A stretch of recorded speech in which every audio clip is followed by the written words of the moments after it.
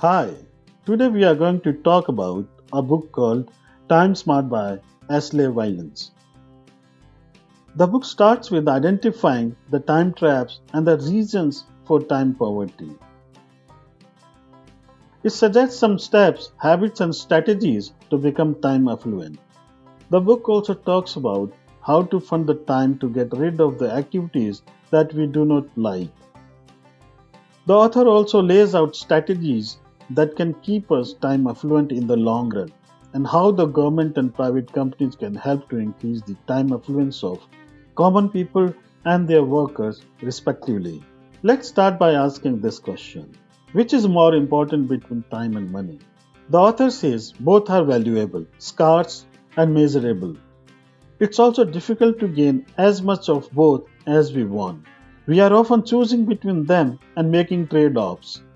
Vacation or no vacation, eat at home or go out are some of the situations where we have to make a choice. And most of the time, we end up taking decisions which favor money. Since childhood, we are told or we see that money is very important. If one is poor, then the only thing he wants is money. Many of us learn that time is money and nobody sees anything wrong if you spend every second of your available time to earn more money. Though even after earning a significant amount of money, you do not stop there. You continue to want to earn more and spend countless hours at work ignoring your loved ones, assuming that you will make time for them someday and that someday never comes. We do not realize that sitting at home idle or talking to loved ones or spending time with kids is as important as going out and working in an office. As per the book, we also don't understand that time is finite and is our most valuable resource. Money is valuable to a point, the author says, but it's an infinite errand which never stops. The focus on money can cause stress, unhappiness, and loneliness. The cost of getting out of these problems is huge, and sometimes you never overcome it. The book talks about 6 steps that make us time poor. These steps are: trap number 1: constant connection to technology. Cell phones, laptops, emails, messages, and other technologies constantly interrupt us. This happens both at home and office. It stops us from doing any deep work at the office or complete relaxation at home. Trap number 2: obsession with work and making money. People wrongly believe that if they work and make money now, they will have more time to relax in the future. But in reality, making money only leads to an increased interest in making more money. Trap number 3: value placed on time. People often give up large amount of time to save a very little money. People don't correctly value their time. Trap number 4: busyness as a status symbol. In many cultures, people use their busyness at work as status symbol and are considered of higher status and rich, wealthy people. Trap number 5: aversion to idleness. People don't want to sit idle. They simply don't see any value in being mindful and doing nothing. Trap number 6: overcommitment. People often overcommit and then spend extra hours to meet those commitments.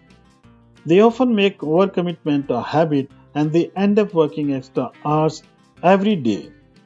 At the end of the day, it doesn't add any value to their life.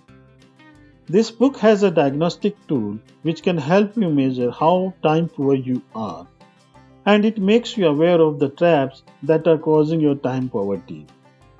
After you have identified your time poverty, this book suggests 5 ways to alleviate your time poverty and improve your time affluence. Step number 1: know your default setting.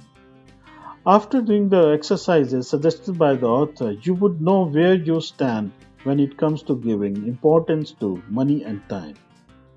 If you value money more than time and you are not struggling to meet ends, then start moving towards respecting your time more. Step 2: document your time. Be mindful about the activities that you do, whether it is productive or unproductive. pleasurable or purposeful? Does it add meaning to your life or not? Identify the unproductive activities that make you stressed. Once the activities are grouped, reflect on them. Now you should ask yourself if it's possible to spend less time on the activities that make you unhappy and stressed. If not, is it possible to make them pleasurable? Think about it.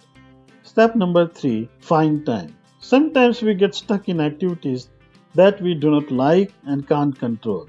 Such activities are biggest cause of time poverty.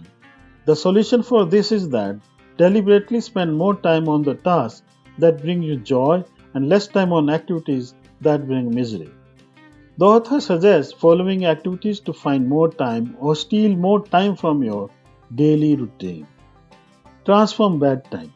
Identify the time that you don't like and look for ways to improve it. Augment good time. Knit multiple positive activities together. Hack work time. If possible, work from home more often. Take all your paid leaves and vacations and utilize them. Practice active leisure time. The author says that free time spent on active leisure activities like volunteering, socializing, and exercising promotes happiness far more than free time spent on passive leisure activities like watching TV, napping, or online surfing. Meet new people and help others. Step number 4, fun time. Instead of doing everything yourself, you can outsource the activities which can save your time. For example, you can order home delivery of groceries, take Uber for office, and use that time to read or listen to your favorite music. If you find these expenses are high, then you can try to outsource the tasks which you dislike the most, and that outsourcing will not cause any big hole in your pockets. If you think, you will always find ways to save time. Step number 5, reframe time. If we change how we feel about our time, we can also make us time affluent. The author has given some examples here. If we treat an upcoming weekend as a holiday, it can change the mindset of a person how he spends the weekend. One more example is that in physically demanding jobs, if one considers them as an exercise, then he can start liking the job more and feel more physically fit. Accounting for time and writing down how long you are spending on tasks shows your respect for time. In this book, the author says that the people who value time are happier, healthier, and more productive than those who value money over time. The author suggests to account your time. Spend your time more proactively rather than just let it pass. Daily reflection on how the day was spent by you can give you ample ideas about what you can tweak in daily routine to make yourself time affluent. Overall, this is a good book. The book comes with strategies and toolkits to help you build good habits and break away from bad habits to manage the time better. I had been following some of the techniques suggested in this book unknowingly, which my family always made fun, called me lazy. Now I can tell them that I'm not lazy. Thank you.